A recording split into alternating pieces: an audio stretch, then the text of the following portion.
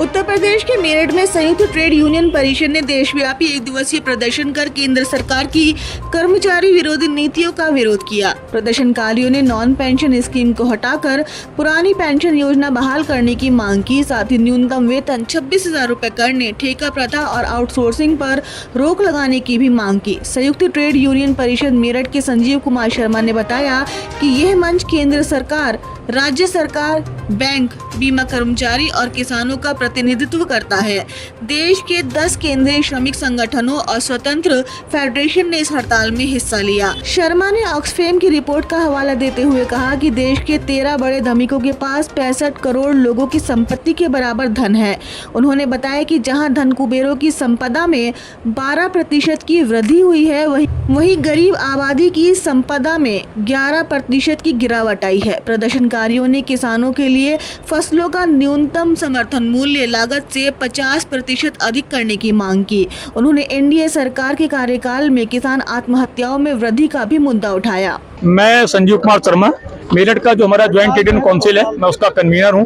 और आज हमको बताते हुए बेहद खुशी है कि जहां देश के 25 करोड़ लोग सड़कों पर उतरकर अपनी मांगों के समर्थन में हड़ताल कर रहे हैं, मेरठ में भी हर कार्यालय के साथी, चाहे वो बीमा के हैं, चाहे वो बैंक के हैं, चाहे वो आयकर के हैं, चाहे वो बीएसएनएल के हैं, चाहे स्टेट गवर्नमेंट के, चाहे सेंट्रल गवर्नमेंट के, चाहे आंगनबाड़ी कार्यकर्ता है, चाहे हमारे यूपीएसएमआरए के साथी हैं, ये सारे लोग सड़कों पर निकल के आज हड़ताल आयोजित करके सरकार से मांग कर रहे हैं कि नीतियों के चलते पिछले 11 वर्षों में जो हालात इस हिंदुस्तान के अंदर बन रहे हैं, उन नीतियों के कारण देश का जो आम आवाम है वो लगातार सुविधाओं से वंचित किया जा रहा है। उसकी आय के साधन सीमित किए जा रहे हैं, उसको रोजगार नहीं मिल रहा है, न सरकारी मिल रहा है, न प्राइवेट मिल रहा है। और तो और जो श्रम कानूनों के माध्यम से अधिकार इस हिंदुस्तान के ट्रेड यूनियन मूवमेंट को मिले हुए थे, उन अधिकारों को भी सरकार के द्वारा 4 श्रम संहिताओं को लागू करके खत्म करने का प्रयास किया जा रहा है।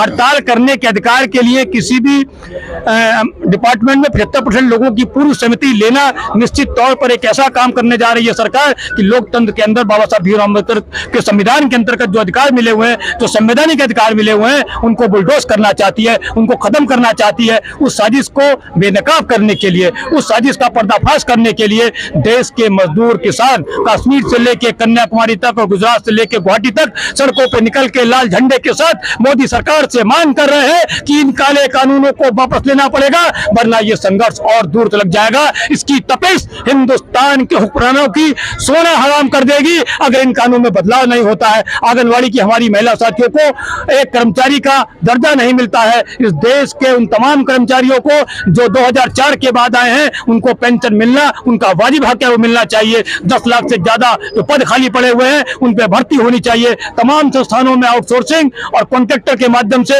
हमारे साथियों का हक छीना जा रहा है, वो हक उनको मिलना चाहिए। चंद पूंजीपतियों को लाभ कमाने के लिए, इलेक्टोरल बॉन्ड के माध्यम से पैसा कमाने के लिए सरकार की जो नीति है, उस नीति के खिलाफ देश का मजदूर किसान खड़ा होकर लामबंद होकर संघर्ष की मिसाल को मेरठ की धमतरी से 1857 की क्रांति को दोहराते हुए मांग करता है कि अगर न्याय नहीं मिलेगा, एक न्यायपूर्ण समाज नहीं मिलेगा, जहां अत्याचार नहीं होगा, जहां पर न्याय नहीं होगा, समानता नहीं होगी, तो हम निश्चित तौर पर आगे बढ़कर इसकी मुखालफत करेंगे। इन